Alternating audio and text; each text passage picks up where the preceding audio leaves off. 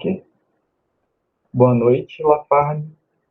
Hoje eu e o Antônio iremos apresentar a temática dos fitoterápicos e as possíveis interações medicamentosas que podem ocorrer entre esse medicamento e outros fármacos comumente utilizados no nosso cotidiano.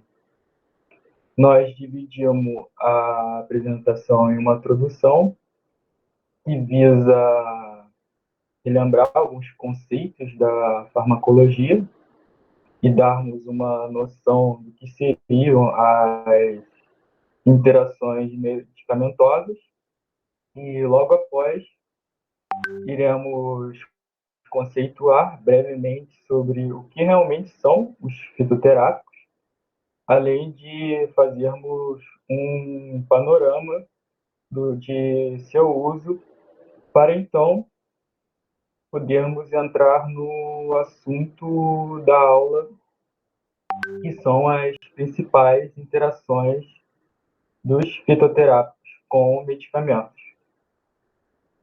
Mas então, o que seriam as interações medicamentosas? Bem, quando nós compramos um medicamento na farmácia e abrimos a sua embalagem, nós vemos um papel, a bula, e nela, na bula, consta todos os efeitos capazes ou previstos de ocorrer pelo uso isolado do medicamento que acabamos de comprar. Porém, nós, durante o nosso dia a dia, ingerimos muito mais do que apenas esse fármaco. E essa grande quantidade de substâncias consumidas, como os alimentos, as bebidas, ou também mesmo outros fármacos, são capazes de interagir com o nosso medicamento que compramos e provocar um aumento ou diminuição de seus efeitos terapêuticos ou tóxicos, além de ser possível também o desencadeamento de efeitos adversos. Ou seja, as interações medicamentosas consistem em um evento clínico em que os efeitos de um fármaco são alterados pela presença de outro fármaco, alimento, bebida, bebida ou algum agente químico ambiental, além dos fitoterápicos que iremos ver hoje. Como exemplo, eu trouxe uma foto de um grupo de jovens bebendo álcool, bebendo cerveja, para ilustrar uma situação que ocorreu recentemente em um grupo de amigos meus, na qual o Antônio também estava presente no dia.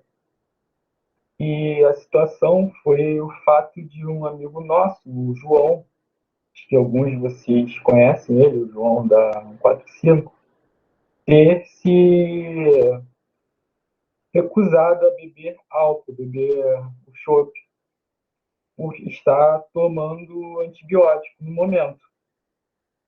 E ele só tomou essa decisão por entender um pouco dos mecanismos de interação medicamentosa e saber que o consumo elevado do álcool associado ao antibiótico poderia gerar efeitos adversos,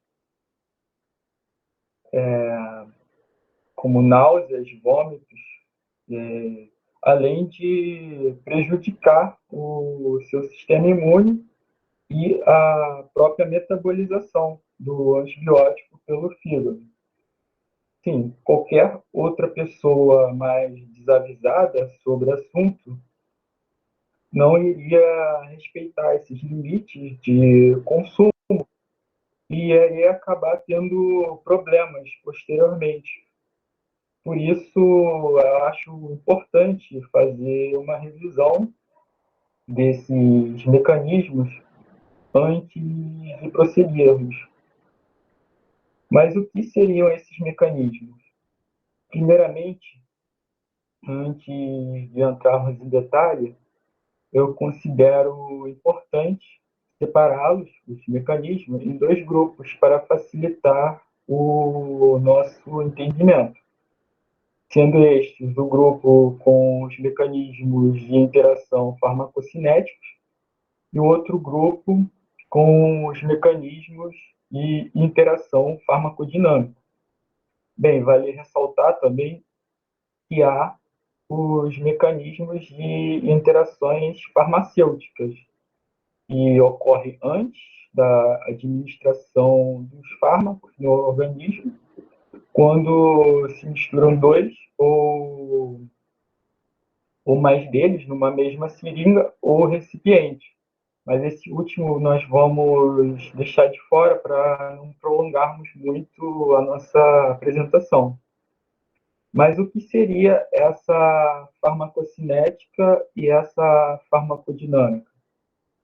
Para quem não sabe ou já tem esquecido, a farmacocinética estuda o caminho que o medicamento vai fazer a partir do momento em que é administrado até a sua eliminação, passando pelos processos de absorção, distribuição, metabolização e, por fim, excreção. Enquanto a farmacodinâmica estuda os efeitos bioquímicos, fisiológicos e moleculares dos fármacos no nosso corpo.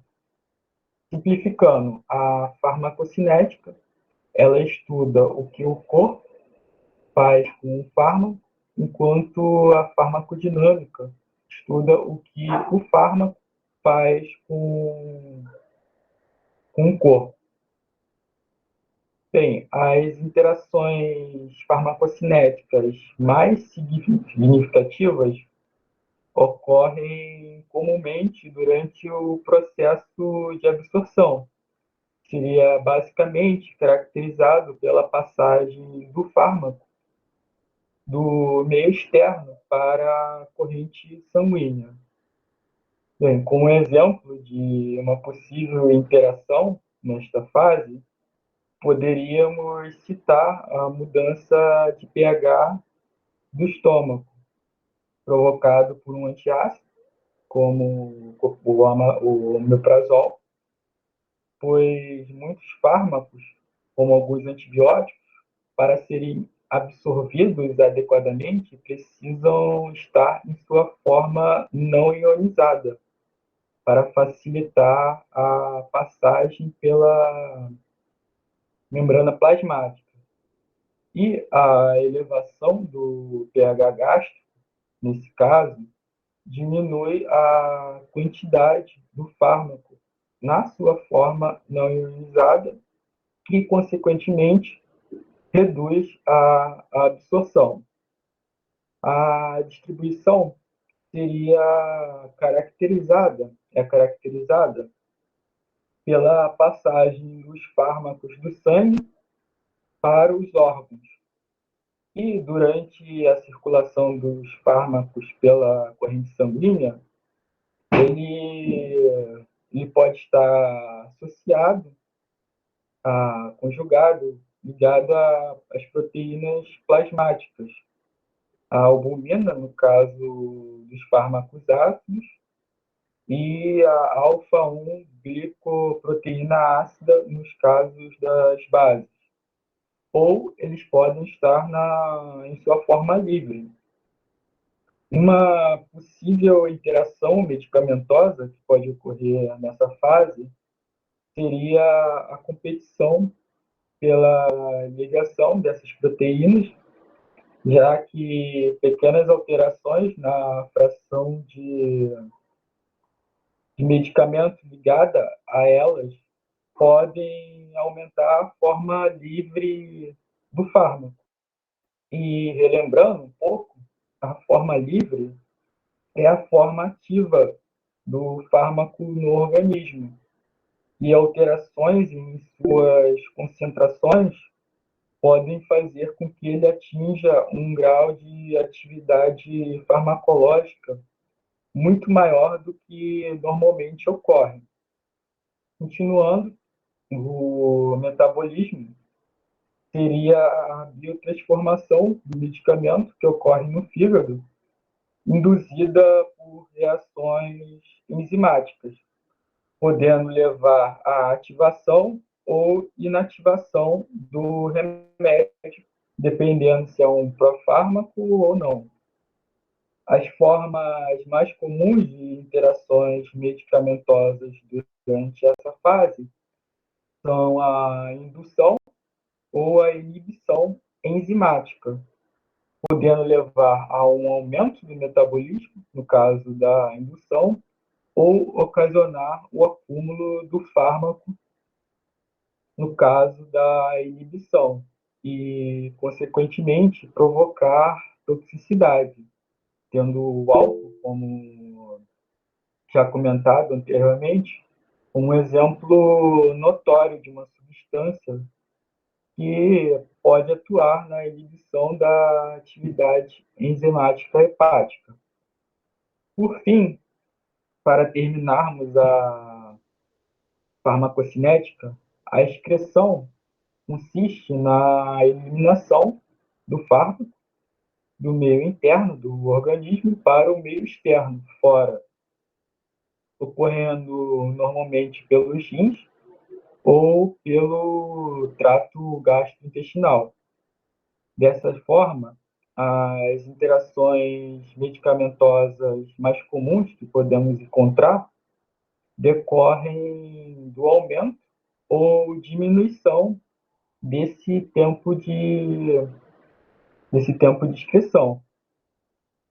Um exemplo disso, dessa fase, seria o uso de diuréticos tiazídicos que prejudicam os efeitos farmacológicos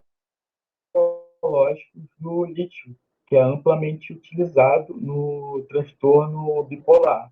E ele prejudica em decorrência da redução da depuração renal do lítio e, consequentemente, há um aumento da sua concentração e toxicidade. Em relação à farmacodinâmica... Pedro, só um Oi? momentinho. Alguém levantou a mão aí na chamada, eu acho. Quer falar alguma coisa?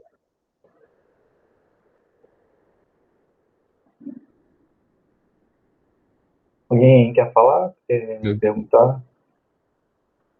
Bom, beleza. Acho que foi por Então, acidente. continuar aqui. Pode continuar. Tá. Em relação à farmacodinâmica, as interações medicamentosas decorrem de efeitos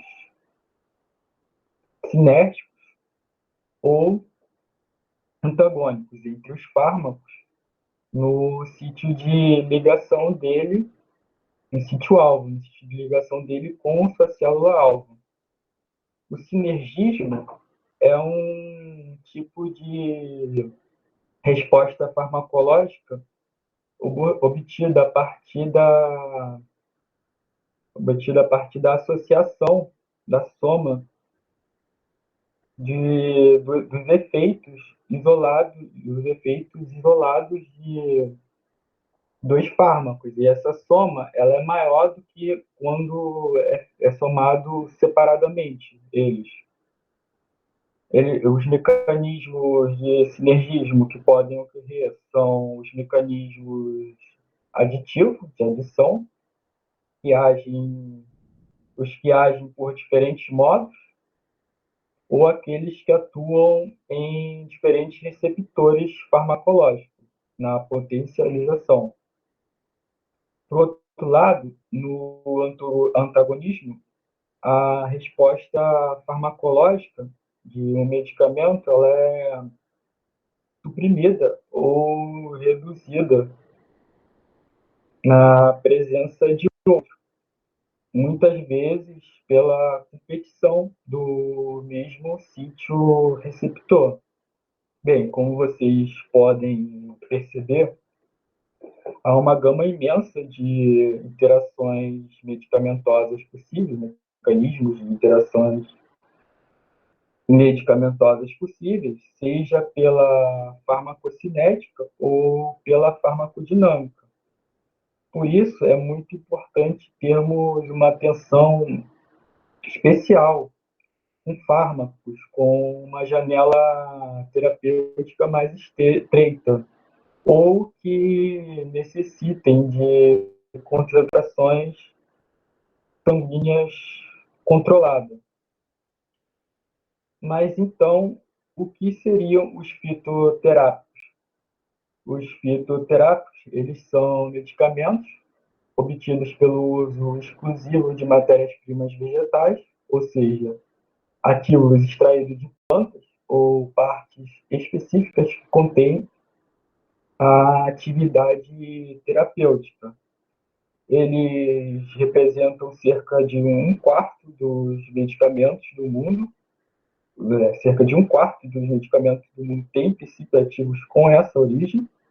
A codeína, um opioide, que iremos falar mais à frente também, vamos comentar mais à frente, e a escopolamina, um antagonista muscarínico, amplamente usado pela população, são exemplos de remédios populares que também são fitoterápicos.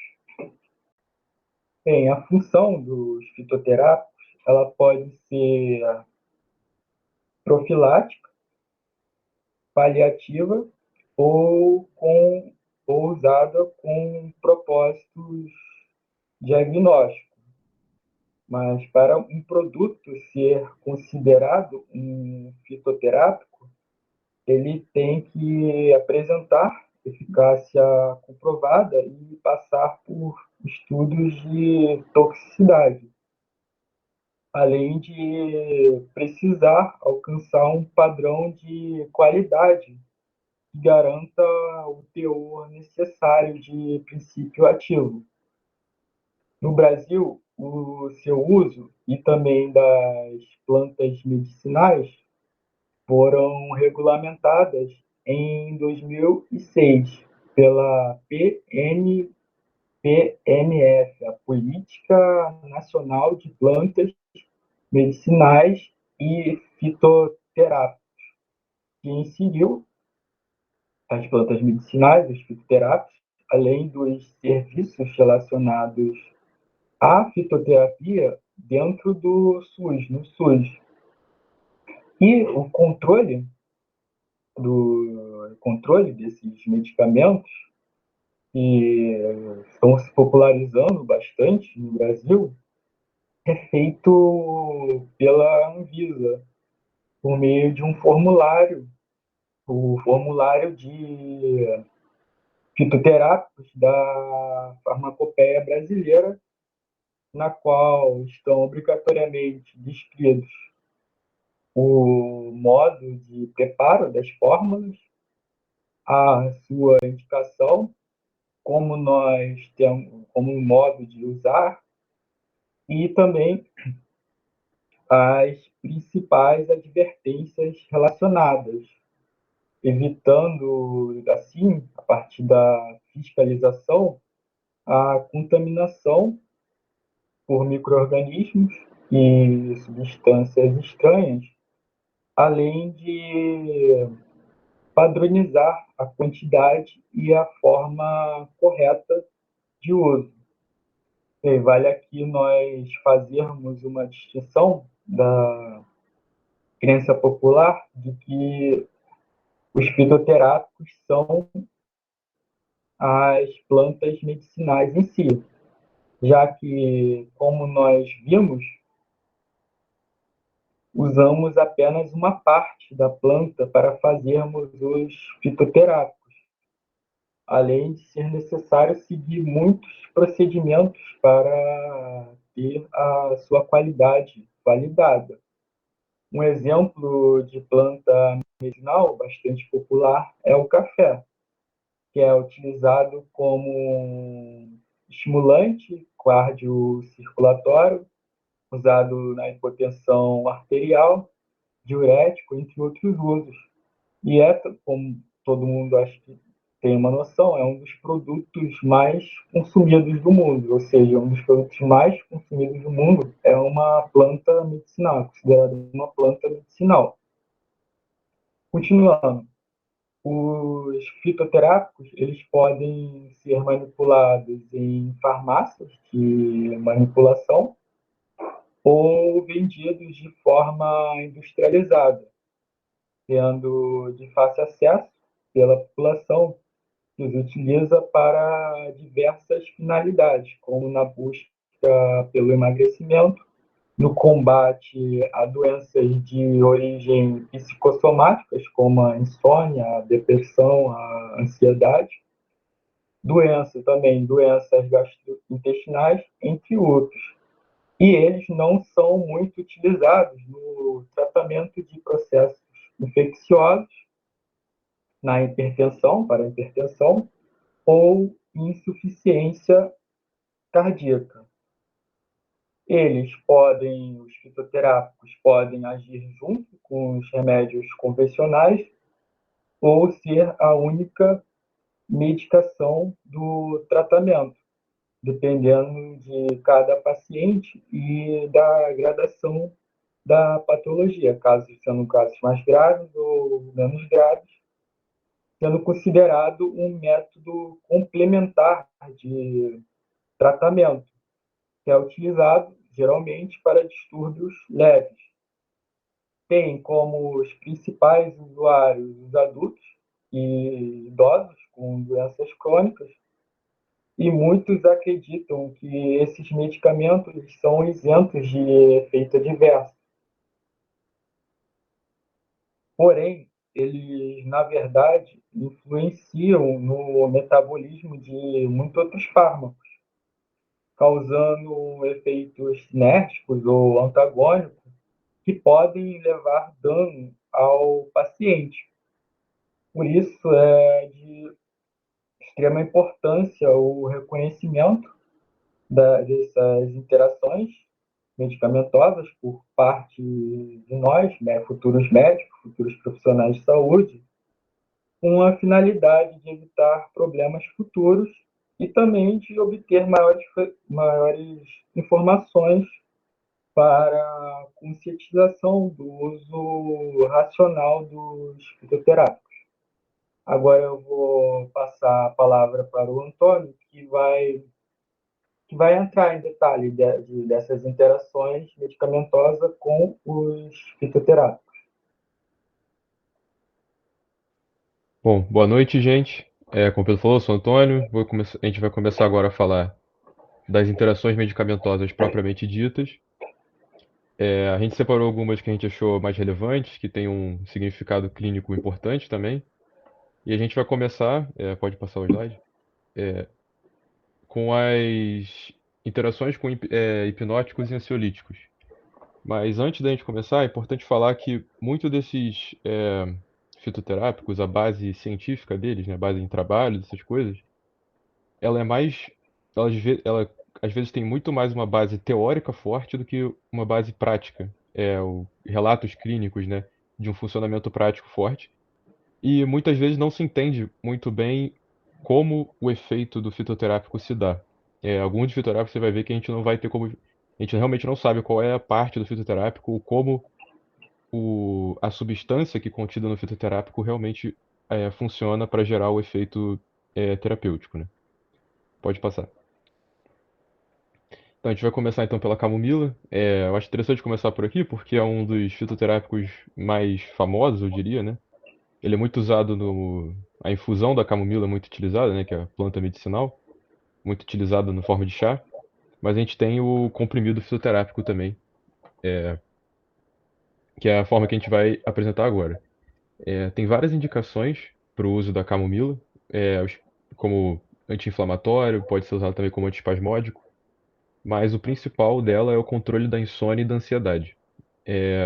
A gente não sabe ao certo como funciona esse controle, mas acredita-se que alguns dos flavonoides presentes na camomila, eles interagem com receptores do sistema nervoso central. e esses receptores de dopamina, GABA, receptores GABAérgicos, serotonina, eles vão ter um efeito sobre a neurotransmissão e sobre o eixo hipófise hipotálamo, adrenal. E esse efeito vai ser modulador negativo do sistema nervoso central. Especificamente, um dos flavonoides, a apigenina, a gente já tem estudos que mostram que ela age sobre receptores GABA diretamente como agonista. E os receptores de GABA são depressores do sistema nervoso, né? Então, pode ver que existe mais ou menos um entendimento de como funciona o efeito sedativo da camomila. Pode passar. Seguindo, a gente tem a erva cidreira, que também é muito parecida, indicado para o controle de distúrbios de sono e da ansiedade. A gente não tem muita ideia de como funciona o mecanismo, mas a gente sabe que uma das constituintes da erva cidreira, que é o citral, ele foi isolado em alguns estudos e utilizado para o tratamento de pacientes com insônia, e os pacientes relataram uma melhora no quadro. Então, hoje em dia, é uma via de estudo importante da erva cidreira, o estudo do citral como o constituinte, né, que provoca o efeito. A gente já tem estudos também que relatam que tem atividade inibitória da GABA transaminase, que é a enzima que degrada a GABA. E como ela inibe, essa enzima ela tem um efeito de aumentar a potência da GABA endógena, né? Pode passar. Seguindo, a gente vai ter a valeriana. Também, mesmo indicação parecida para insônia, leve e ansiedade. É importante dizer, quando se trata desses fitoterápicos para ansiedade, insônia, alguns deles também estão sendo estudados para depressão, são sempre quadros leves ou moderados. Você nunca vai usar, eles não são ainda, não tem nada que mostre que eles são efetivos em quadros graves, né? Isso é importante fazer essa distinção. Já tem um pouco mais de documentação sobre a valeriana, como ela funciona. A gente sabe que tem a ação das lignanas, que elas são agonistas parciais dos receptores de adenosina. Esses receptores ativados vão inibir a liberação de neurotransmissores. E os 6-quiterpenos, que são também inibidores da transaminase, da GABA transaminase, né? Que também é moduladora negativa do sistema nervoso central. Pode passar. Agora, maracujá, né? Passiflora incarnata. Na maioria das vezes que você vai encontrar o fitoterápico, você vê o nome passiflora, é o mais comum. É importante fazer a distinção também que esse fitoterápico não é feito a partir da fruta, ele é feito a partir da folha do maracujá. Tem principal indicação como sedativo e o controle da ansiedade, bem como é aquele senso comum, né, do maracujá, como essa substância você toma para ficar calmo. A gente não sabe ao certo também como funciona esse processo, mas já tem estudos que apontam a ação inibitória sobre a monoaminoxidase e a ativação de receptores GABA. É importante frisar, não se sabe como esses receptores GABA são ativados, a gente só sabe que tem um efeito positivo sobre eles. Pode passar. Bom, o que acontece é que todos esses medicamentos vão ter efeitos sobre o sistema nervoso de depressão do sistema nervoso central. Portanto, vai ocorrer uma ação sinérgica com outros medicamentos que têm esse mesmo efeito de depressão. Aí a gente pode citar os benzodiazepínicos, os barbitúricos, antidepressivos tricíclicos, a codeína, que também é um fitoterápico. E a gente pode observar que muitos desses medicamentos também são usados para os mesmos fins terapêuticos que os próprios fitoterápicos. Isso é uma questão importante ser levantada, porque esse paciente sofrendo desse problema, ele pode chegar no consultório já no consumo de um fitoterápico, né? Então você tem que você tem que perguntar se ele está usando algum fitoterápico, porque senão você pode receitar um remédio que vai ter uma ação sinérgica, né? Pode passar. Essa interação vai se dar como eu disse, o aumento da pressão do sistema nervoso central. Vai ocorrer então, né, o reflexo no paciente vai ser um potencial aumento da ação sedativa e do tempo de sedação. E a gente tem que pensar de como isso vai afetar a vida do paciente, porque pode afetar a vida diária dele. Ele vai estar com a rotina dele pode ser prejudicada por isso, porque ele vai ficar com esse estado sedativo. O trabalho dele pode ser prejudicado e quando se trata do trabalho, se ele é uma pessoa que trabalha manejando maquinário pesado, se é uma pessoa que trabalha dirigindo, pode inclusive aumentar o risco de ocorrer um acidente grave, né? Então tem que deixar isso em mente quando for receitar esse tipo de fitoterapia. Pode passar. Agora a gente vai falar um pouquinho das interações gastrointestinais. Pode passar. Vamos falar de três fitoterápicos que atuam no sistema gastrointestinal, começando pela cáscara sagrada. Ela é indicada para casos isolados de constipação. O uso dela na constipação crônica não é muito bem, e os estudos apontam que não é muito útil. O mecanismo, muito provavelmente, é ligado aos glicosídeos antracênicos. Esses glicosídeos não são ativados, eles na realidade entram em contato com as bactérias da flora intestinal, e essas bactérias transformam eles em compostos antraquinônicos. Esses compostos antraquinônicos têm ação laxativa. Inclusive, a seção laxativa, se eu não me engano, é proveniente da irritação mesmo, da mucosa do trato digestivo, que aumenta o peristaltismo, né? Pode passar. Agora a gente vai falar da sene. Tem uma ação terapêutica laxativa mais forte, inclusive, do que a cáscara sagrada. Ela também, a gente já foi identificado nela a ação dos glicosídeos intracênicos, que atua nessa mobilidade, mas também tem um efeito ainda não muito bem esclarecido de umidificação do bolo fecal, que também né, é mais um efeito que provoca a ação laxativa. Pode passar. Nesses dois casos, a interação que vai acontecer vai ser primeiramente dada porque o laxativo vai diminuir o tempo de trânsito intestinal e a maioria dos medicamentos orais vai ser absorvido, a maioria absoluta vai ser absorvida no intestino. Então, se o tempo é menor, ele vai tender a ser menos absorvido. Então, praticamente todos os administrados por via oral podem ter uma alteração no efeito, mesmo que seja pequeno, por causa dessa mobilidade. É importante dizer também que o efeito laxativo, né, pode aumentar a excreção de potássio. O potássio é um dos eletrólitos que é excretado junto com as fezes, e essa excreção de potássio pode interagir com outros medicamentos que causam a excreção de potássio, inclusive, né, um exemplo importante, os diuréticos. Diuréticos, salvo os poupadores de potássio, todos eles aumentam a excreção de potássio. E isso vai gerar um risco de desenvolver uma distúrbio de hipocalemia. E a gente aprende, inclusive, na aula de nefrologia, que o distúrbio da hipocalemia é um distúrbio muito grave. Qualquer mudança pequena na concentração na calemia do paciente pode gerar uma clínica muito grave no paciente. Pode passar. O terceiro que a gente vai falar sobre as alterações intestinais é o gengibre. Ele é indicado para a profilaxia da cinetose, que é aquele enjoo relacionado ao movimento, e a náuseas pós-cirúrgicas. Muito provavelmente ele tem constituintes que têm efeito nos receptores, tem efeito anti-receptores 5-HT3. Esse é um receptor serotoninérgico.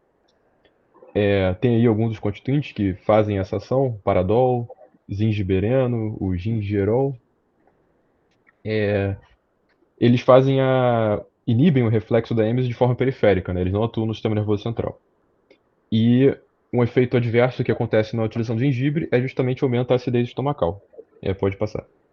E é justamente desse aumento da acidez que a gente vai perceber as interações, porque vai interagir com medicamentos que atuam, né, que causam alterações na mucosa gastrointestinal e na acidez gástrica. A gente tem alguns exemplos aí, o sulcrafato, a ranitidina e o lanzoprazol são todos medicamentos usados no tratamento de distúrbios das dispepsias no estômago, também no tratamento de úlceras pépticas, tanto como aumento da defesa do estômago ao ataque ácido, como o sulcrafato. A ranitidina e o lanzoprazol atuam diminuindo a acidez, e você, usando esse medicamento que aumenta a acidez, esse fitoterápico que aumenta a acidez, você pode prejudicar o desfecho do tratamento. Por outro lado, a gente vai poder ver também que ele interage com fármacos que aumentam a acidez gástrica, como os anti-inflamatórios não esteroidais e o ácido acetil salicílico, e vai ocorrer um aumento ainda maior, né? Uma sinergia no aumento da acidez gástrica que vai ainda propiciar uma maior chance de ocorrer uma dispepsia ou uma úlcera. Então, é preciso sempre ficar atento, né? Principalmente porque o ácido acetil salicílico é um medicamento muito consumido, né? Pode passar. Vamos falar agora um pouco das interações com anticoagulantes e antiagregantes plaquetários. A gente vai ver que nessa. Não, pode passar. Nessa categoria, muitos dos medicamentos, dos fitoterápicos, eles a princípio não agem diretamente na agregação plaquetária ou na coagulação. Mas eles têm um efeito paralelo que influencia nisso. Aí a gente vai começar então falando um pouco do boldo. O boldo também, o chá do boldo é muito consumido aqui pelo Brasil, né? Ele é aquele o clássico chá que é usado para a pessoa estar com qualquer problema de mal-estar gastrointestinal e tem na forma fitoterápica, ele age como colagogo e colerético. Isso significa que ele aumenta tanto a produção como a excreção da bile. É indicado, né, para tratamento sintomático de distúrbio do TGI. Importante dizer que é sintomático, né? Ele não vai tratar nenhum distúrbio de forma direta, né? Ele não trata, ele só vai diminuir os sintomas. E a gente sabe também que, muito provavelmente, o princípio ativo principal dele é a boldina, que tem tanto o efeito colagogo e colerético, como o efeito de inibir a formação do tromboxana 2, que é importante para fazer a agregação plaquetária, né? Então, aí a gente já começa a ver que, por mais que ele haja no sistema, no TGI, a gente já vê que ele já tem um efeito que é sinérgico com os coagulantes, né? Pode passar. Os anticoagulantes. Pode passar. Vamos passar então para o ginseng. Ele é indicado para o tratamento da fadiga física e mental, e é importante dizer que isso é uma queixa muito comum de pacientes hoje em dia, né? O estilo de vida que a maioria das pessoas tomam, as atividades laborais que elas fazem, esse cansaço mental e físico tem se tornado cada vez mais comum, então o ginseng entra como pode crescer, né, nesse meio para combater essas questões. Ele também tem efeito adaptógeno, e esse efeito é basicamente ele previne que você tenha uma reação forte a estresse, a ansiedade, estresse tanto físico quanto mental. Ele faz com que a reação do corpo, a princípio, né, seja menor, seja mais tolerável. E ele também já foi apresentado efeito inibitório sobre o tromboxana 2, portanto também, né, interfere na agregação plaquetária. Pode passar. A castanha da Índia, ela é indicada para o tratamento sintomático da insuficiência venosa, então, tipo, aquelas questões de dor na perna, dor na panturrilha, o peso dos membros inferiores, o cansaço exacerbado, vai tratar esses sintomas. É importante falar de novo, ele trata sintomas, não trata a insuficiência venosa em si. Esses sintomas, esse tratamento é provavelmente relacionado às saponinas, elas aumentam, né, provocam um aumento da força constitutiva das veias, e isso aumenta a resistência vascular, e esse efeito tem a hipótese de aumentar o retorno venoso, né? Melhorar o retorno venoso, aumentando a força da rede venosa. Na composição, isso. Na composição da castanha da Índia, a gente tem a presença de compostos cumarínicos. E os compostos cumarínicos, eles antagonizam, né, a atividade da vitamina K. Inclusive, eles são usados como anticoagulantes. E justamente por isso a gente vê que já tem provavelmente o que provoca essa interação, né? Pode passar. Agora a gente fala da ginkgo biloba. Só para deixar claro, não é um erro que a gente não botou o nome científico, porque esse é o nome científico da planta mesmo. A gente não encontrou referência a um nome, né, popular para ela. É polêmico, para dizer o mínimo, a eficácia desse fitoterápico. Os estudos são meio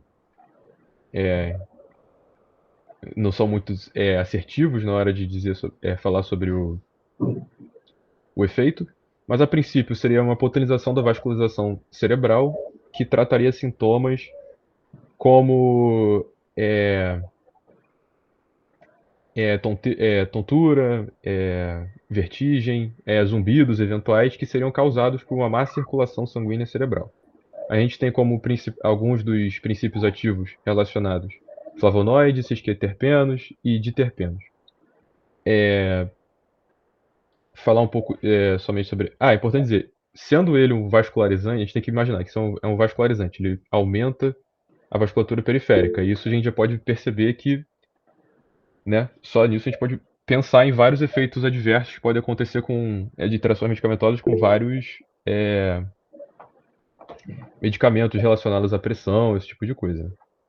Só falar rapidamente da camomila e gengibre, a gente já falou deles, mas é porque além dos efeitos que já foram comentados, eles também têm um efeito em potencial para aumentar a de sinergia com os anticoagulantes e os antiagregantes plaquetários, que não é muito bem definido. Pode passar. Falar rapidamente de mais dois também. O tanaceto, que é indicação para profilaxia da enxaqueca. Não é muito claro também por que ele interage com a coagulação. Ah, não, desculpa. Esse tem um efeito bem delimitado. O principal princípio ativo é o metileno butirolactona. E como está escrito aí, eu me enganei, desculpa, tem efeito inibitório sobre as prostaglandinas, que também interage aí no cascata na coagulação, na antiagregação plaquetária. Pode passar. Por fim, o alho. É importante dizer que o alho que você bota na comida não é o suficiente para ativar esses efeitos fitoterápicos dele, tá? Mas a princípio é feito do alho normal, né? Não é da folha nem nada. Ele é coadjuvante no tratamento de hipertensão arterial sistêmica leve. Isso é importante, né? Você nunca vai usar ele para uma moderada, para uma mais grave. Também está relacionado com a profilaxia da arteriosclerose.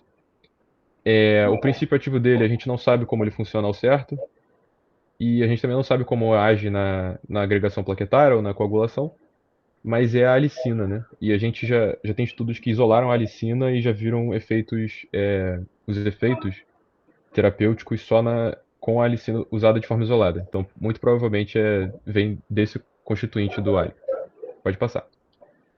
Bom, as interações com os anticoagulantes e os antiagregantes que a gente pode ver então. Eles vão interagir com os medicamentos anticoagulantes e antiagregantes.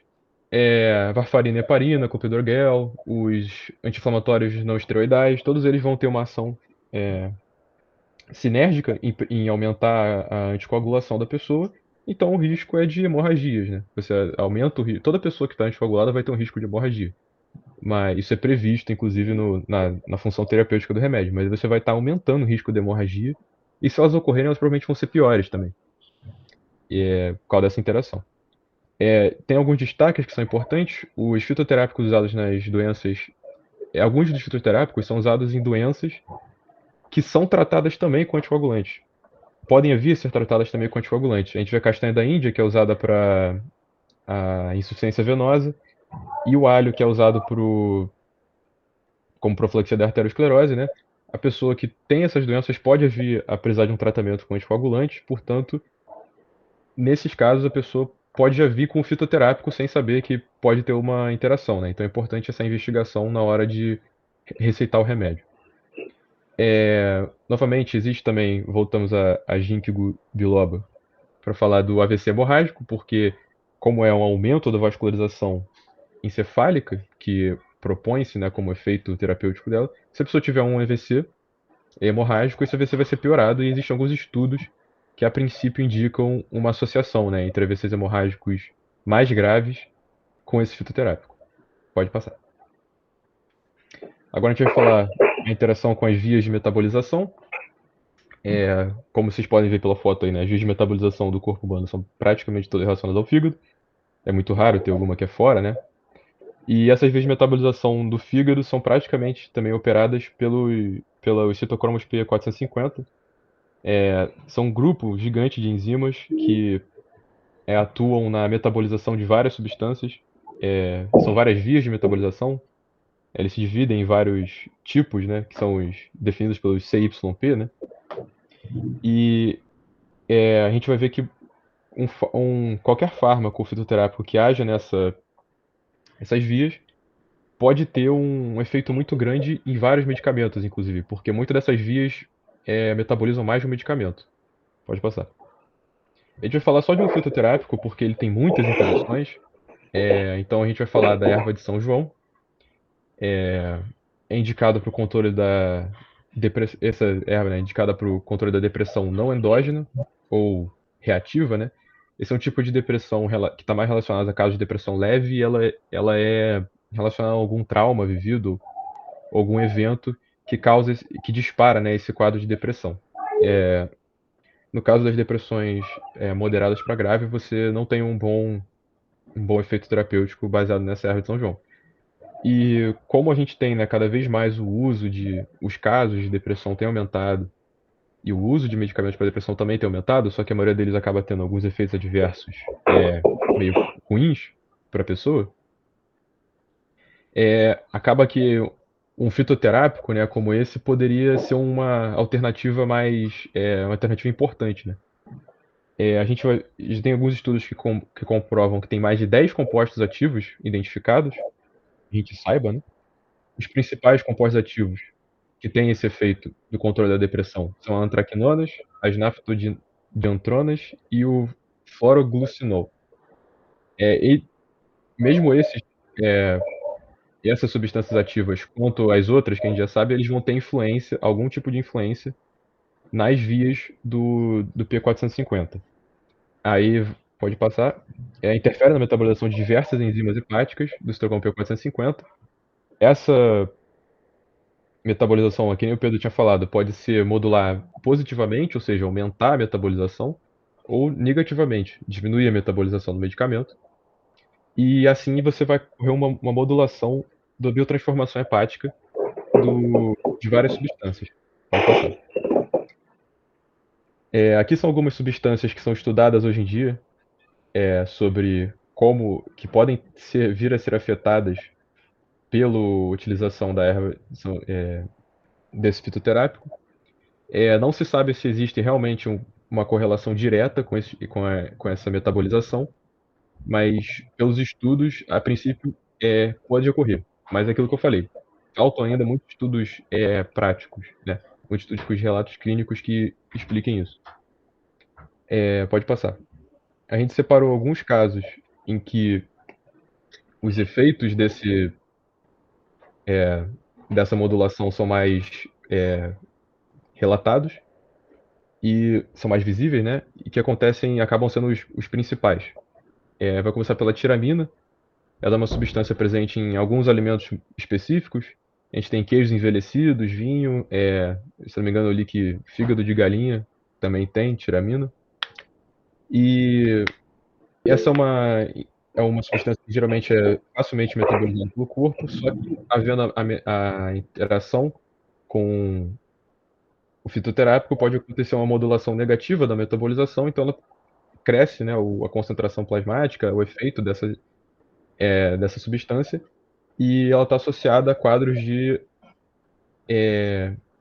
gerar um aumento da pressão arterial, principalmente em pessoas que já têm pressão alta, né, tem hipertensão. Pode passar. É uma interação também que acaba sendo muito importante desse fitoterápico com contraceptivos orais. A gente já sabe hoje, tem alguns estudos que apontam que ele age no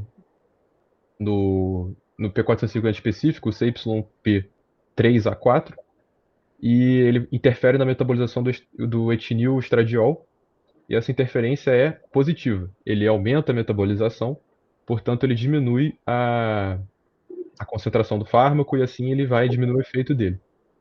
Isso já foi associado a alguns estudos, que isso é a parte mais bem documentada, inclusive, isso com o aumento do sangramento menstrual, mas questão menos estudada, mas também é mais polêmica, que é a questão a gente sabe, né, que a efetividade dos contraceptivos orais, ela é muito relacionada, ela é muito precisa, né?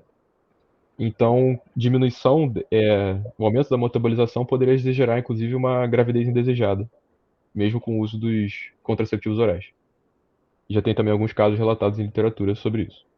Pode passar.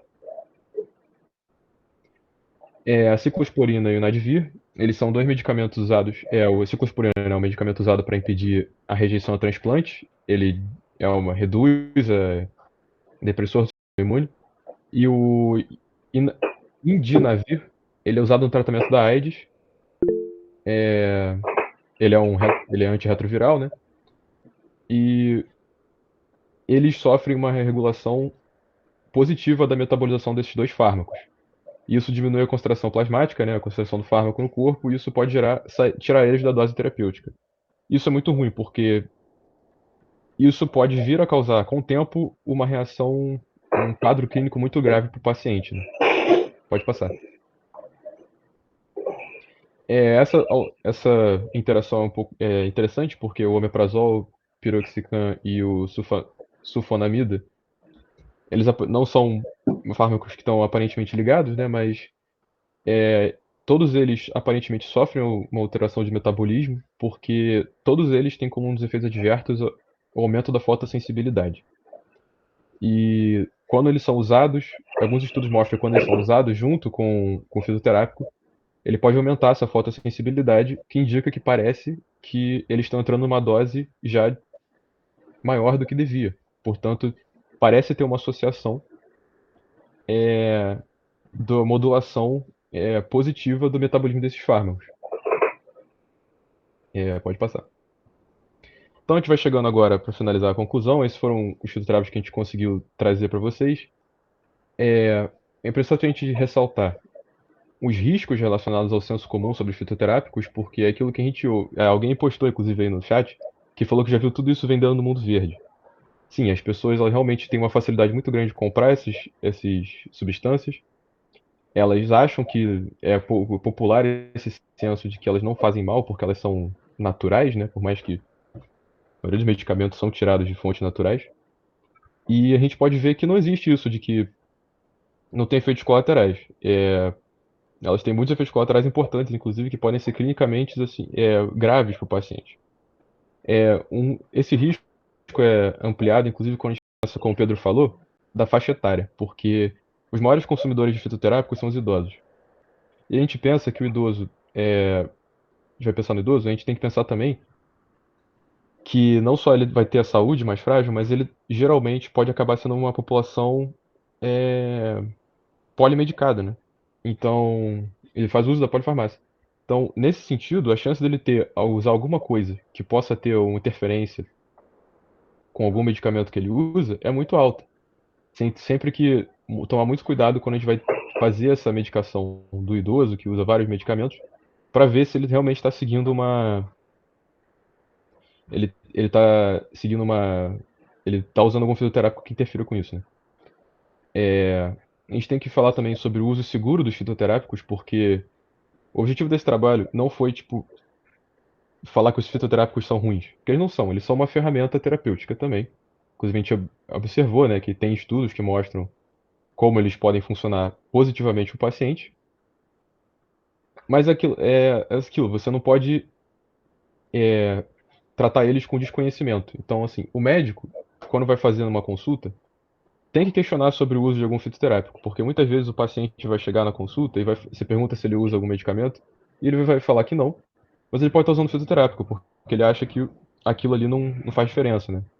Muitos desses fitoterápicos às vezes são confundidos com suplementos alimentícios, por exemplo. Então você tem que perguntar se a pessoa faz uso de fitoterápico para realmente ter a noção. Você precisa informar e instruir o paciente sobre essa questão, porque ele tem que saber também que tem que acabar com esse senso comum, né, de que o fitoterápico não tem efeitos adversos, que ele pode usar à vontade, que ele é tudo de bom e nada de ruim. E uma coisa importante também é o conhecimento pelos profissionais da saúde, porque aquilo, eu não sabia dessas em maioria das interações que eu vi aqui hoje, antes de pesquisar para o trabalho, e eu não teria como, né, numa consulta, por exemplo, eu não teria a informação para poder agir sobre ou instruir meu paciente sobre o uso de um fitoterápico no caso dele. E isso é uma coisa que não teve um caso pessoal que aconteceu comigo uma vez que uma médica minha me receitou um fitoterápico e eu depois eu fui ela falou que não tinha feito colateral nenhum, mas depois eu fui descobrir que o fitoterápico que ela tinha receitado era vasodilatador. E é muito difícil dizer que um vasodilatador não vai ter efeitos colaterais, principalmente se a gente vai falar de associação com outros fármacos. Então, assim, o profissional de saúde, infelizmente, na maioria das vezes, não vai ter um conhecimento amplo sobre isso, o que pode prejudicar o paciente. E a última coisa que a gente quer falar é sobre a falta de estudos sobre fitoterapia. Isso foi uma coisa incidental que aconteceu. quando eu e o Pedro a gente estava pesquisando sobre esse assunto, a gente viu que sempre, quase nunca você tem uma definição correta, tipo, sobre como funcionam os fitoterápicos. E na maioria das vezes eles todos carecem de relatos clínicos ou um estudo clínico sobre o funcionamento prático deles, que é muito ruim para a utilização de medicamento. E acho válido pensar que o desinteresse nesse estudo está muito relacionado ao fato de que os fitoterápicos muitas vezes são alternativas mais baratas a medicamentos no geral. É só pensar que, por exemplo, o alho, que combate a hipertensão leve e a arteriosclerose, um extrato de alho vai ser obviamente muito mais barato do que um remédio diurético, né? Então tem esse quê, né, essa falta de interesse da indústria farmacêutica em pesquisar sobre sobre os fitoterápicos. Só para acabar então, gente, a gente queria também ter falado de mais coisas, só que a gente acabou vendo que esse é um tema muito amplo. A gente estava planejando ter falado também das interações com a cafeína, de questões de nefrotoxicidade e hepatotoxicidade, e falar um pouco também, abordar o tema das plantas medicinais, que também são importantes, né? Muita gente não usa fitoterápicos, usa planta medicinal. Aí mesmo que a pessoa acha que não tem problema nenhum, né, fazer um chá, mas pode haver interações também. Mas acabou que ia ficar muito longo, né? Só de cafeína dava pra fazer uma aula só disso. E é isso. Então aí as nossas referências bibliográficas e obrigado.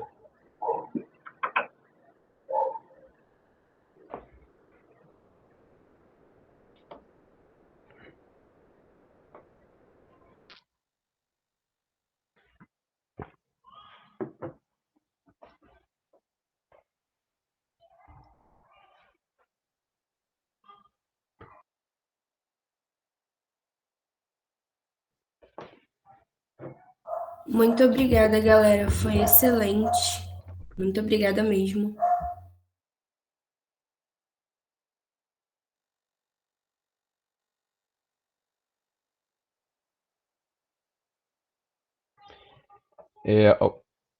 O João Vitor perguntou se a gente chegou a pesquisar se os médicos têm costume de prescrever fitoterápicos.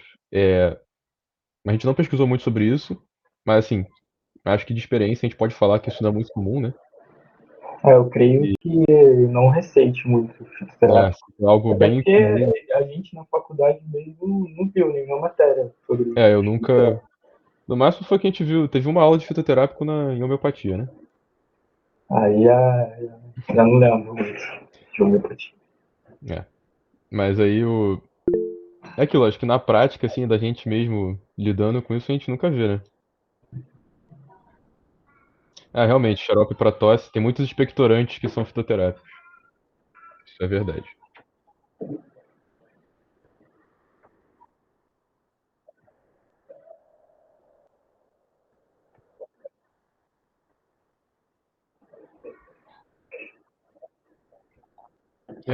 Muitos médicos acham mesmo que não. Não é nem que acham que não vai fazer mal, acho que aquilo não é nada, né? Acho que é água com açúcar e acaba dando essa desinformação.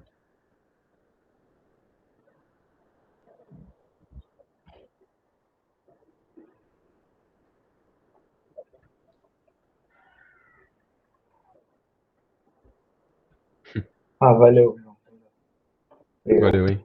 Posso só contribuir uma coisa, rapidinho? Na clínica da família, assim, porque pelo SUS tem a fitoterapia, né? E algumas clínicas da família, não todas têm, mas nem todos os médicos usam. E aí, as CAPs, né, que são as regionais, né, de cada área, de cada território, sempre disponibilizavam para os médicos, para a equipe de uma forma geral, médico, enfermeiro, farmacêutico, participarem dos cursos de capacitação pela Prefeitura do Rio, no caso. Então, tinha capacitação de fitoterápico, de outras coisas também. Isso como profissional, né? Como paciente, assim, no INCA, a médica receitou fitoterápico para mim na época da radioterapia, era compressa que ela falou, né, de camomila, da planta mesmo, não era o pozinho, chá que a maioria usa, mas fazendo chá, de imersão, enfim, e para realmente melhorar a questão da pele, né, que a pele fica muito queimada por conta da radioterapia. E assim, Sim. acho que os médicos, eles vão prescrever a partir do momento que eles se interagem do conhecimento. Acho que é isso. A gente viu também que na questão da oncologia, muitos fitoterápicos são bem sucedidos em tratar enjoo, né? Então, tipo, é mais uma vertente aí. Muita gente tem problema de enjoo com. É bastante. E aí é uma alternativa, né? Quem é. Às vezes até refratário ao tratamento com medicamento convencional. É porque a ideia é, de repente, em algumas situações, na época, você usar menos a medicação tradicional, né? E não é que você vai deixar de usar, como vocês colocaram, não é isso. Sim. Mas é uma coisa a mais. Deixar só como SOS em alguns casos, entendeu? Sim. E eu acho válido isso. Uma coisa que a gente viu muito, estudando sobre o assunto, é que muitos desses medicamentos eles são bons em tratamento de casos leves, né? Mas eles também geralmente eles são melhores em tolerância do paciente. Então, se o paciente está de leve para moderado, se ele consegue melhorar só com fitoterápico, é melhor para ele, porque é muito mais tolerável do que um medicamento convencional, na maioria dos casos, né? Verdade. Com certeza, com certeza. Certamente. Mas foi muito legal, gente. Parabéns aí para vocês. Obrigado. Acho que foi isso mesmo. Alguém quer complementar mais alguma coisa? Ou Falar de alguma perguntar? experiência com fitoterápicos? Se não, acho que a gente pode encerrar aqui, João. Acho que já foi, já. Valeu.